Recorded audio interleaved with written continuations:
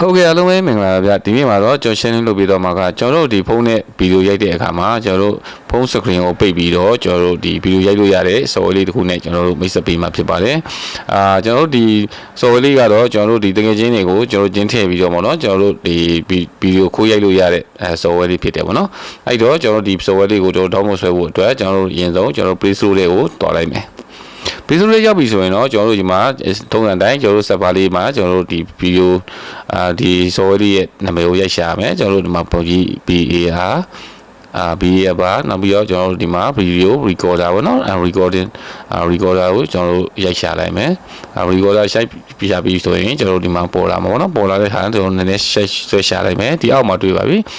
background ကျွန်တော်တို့ဒီ video recorder ဆိုပြီးတော့ပေါ်လာလိမ့်မယ်ပေါ့နော်အဲ့လေးကိုမှတ်ထားပြီးတော့ကျွန်တော်တို့ဒီရှာလို့ရပါတယ်ပေါ့နော်အဲ့ဒီကိုချက်နှိပ်ပြီးတော့ကျွန်တော်တို့ဒီ download ဆွဲလိုက်မယ်ပေါ့နော်ဒီထဲရောက်ပြီဆိုရင်ကျွန်တော် intro လေးကိုနှိပ်ပြီးတော့ download ဆွဲလိုက်မယ်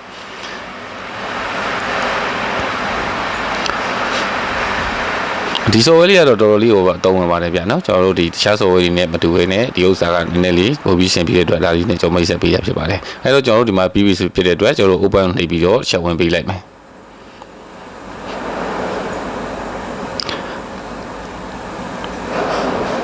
ဒီထဲရောက်ပြီဆိုရင်တော့ကျွန်တော်တို့ဒီမှာ use this app ဆိုတာဒီအပေါ်ဆုံးဟာလေးကိုနှိပ်ပြီးတော့ကျွန်တော်တို့ဒီမှာချက်ဝင်ပေးလိုက်မယ်နောက်ပြီးတော့ allow နှိပ်လိုက်မယ်ပြီးတော့ရင် okayဟုတ်ကဲ့ပါ okay နှိပ်ပြီးပြီဆိုရင်တော့ကျွန်တော်တို့ဒီ software လေးရောက်ပြီပေါ့နော်ဒါဗီဒီယိုကတော့ကျွန်တော်တို့မရိုက်သေးဘူးပေါ့ဒါကတော့ကျွန်တော်တို့ဒီတိုင်းမြင်နေရတဲ့မြင်ဝင်မဲ့ဖြစ်တယ်ပေါ့နော်ကျွန်တော်တို့ဒီ software လေးရတာချက်တွေကတော့ကျွန်တော်တို့တော်တော်လေးများပါတယ်ဗျာနော်ကျွန်တော်တို့ဒီမှာဘောကဒီကင်မရာပုံစံလေးကိုနှိပ်ပြီးတော့ကျွန်တော်တို့ရဲ့ဒီကင်မရာချိန်လို့ရတယ်ပေါ့နော်ကျွန်တော်တို့ရှေ့နောက်တွေကျွန်တော်တို့မလုံးပုံစံမျိုးတွားချင်တယ်ပေါ့နော်ဒီမှာကျွန်တော်တို့ဒီရှေ့နောက်ကင်မရာကျွန်တော်တို့1 2ရှိတယ်ကျွန်တော်တို့ဒီမှာ front camera 1 2ရှိတယ်ပေါ့နော်အဲ့မှာကိုကြိုက်တဲ့ဟာကိုကျွန်တော်တို့ရွေးပြီးတော့ကျွန်တော်တို့သုံးလို့ရတယ်ပေါ့နော်အဲ့တော့ကျွန်တော်ဒီအောက်မှာလည်းကျွန်တော်တို့ဒီမှာကင်မရာ setting လေးတစ်ခုရှိသေးတယ်ပေါ့နော်ကျွန်တော်တို့ဒီကင်မရာ setting ကိုနှိပ်ပြီးတော့ကျွန်တော်တို့အထဲကိုဝင်ကြည့်လိုက်မယ်ဆိုရင်လည်းကျွန်တော်တို့အထဲမှာကျွန်တော်တို့ကိုကြိုက်တဲ့ပုံစံမျိုးပေါ့နော်ကျွန်တော်ကိုကြိုက်တဲ့ကျွန်တော်တို့ဒီ setting ပုံစံမျိုးတွေကိုချိန်ပြီးတော့သုံးလို့ရပါသေးတယ်ဒီမှာကတော့ကျွန်တော်တို့ video setting တွေကျွန်တော်တို့ audio setting တွေကျွန်တော် video အတန်ပေါ့နော်အမျိုးစုံရှိပါတယ်ကျွန်တော် recording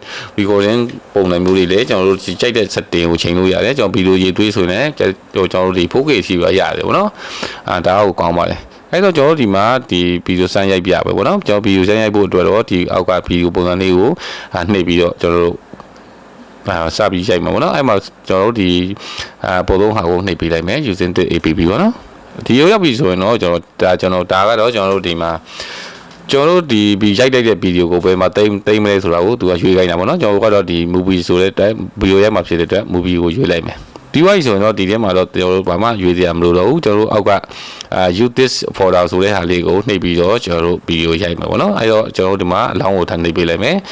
ဒီကိုရောက်ပြီဆိုရင်တော့ဒါကျွန်တော်တို့ဒီ second လေးတွေစသွားပြီဆိုရင်တော့ကျွန်တော်တို့ရိုက်ပြီပေါ့နော်ဗီဒီယိုစရိုက်ပြီဆိုရင်ကျွန်တော်တို့ဒီဖုန်းကိုကျွန်တော်တို့ဖွင့်ထားတာကျွန်တော်တို့ဒီ screen ပဲပိတ်ထားတာပေါ့နော်ဘလို့ပဲထားတာသူကတော့ရိုက်နေမှာဖြစ်တယ်ပေါ့နော်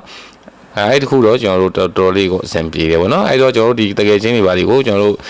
ချင်းထည့်ပြီးတော့ကျွန်တော်ဗီဒီယိုရိုက်ပြီးဆိုရင်လည်းကျွန်တော်တို့ရိုက်လို့ရတယ်ပေါ့နော်အဲ့တော်လေးသုံးဝင်ပါတယ်ဟုတ်ကဲ့ပါဗျကျွန်တော်အခုပြောပြခဲ့ရကတော့ကျွန်တော်တို့ဒီဖုန်းဆွင်ကိုကျွန်တော်တို့ဖုန်းစင်းကိုပိတ်ပြီးတော့ဒီဗီဒီယိုရိုက်လို့ရတဲ့စော်လေးနဲ့ကျွန်တော်မိတ်ဆက်ပေးခဲ့တာဖြစ်ပါတယ်ဟုတ်ကဲ့လိုက်လို့ကြည့်ကြပါအားလုံးအဆင်ပြေကြပါစေကျွန်တော်နာမည်စိုင်းသူအောင်ဖြစ်ပါတယ်ဗျ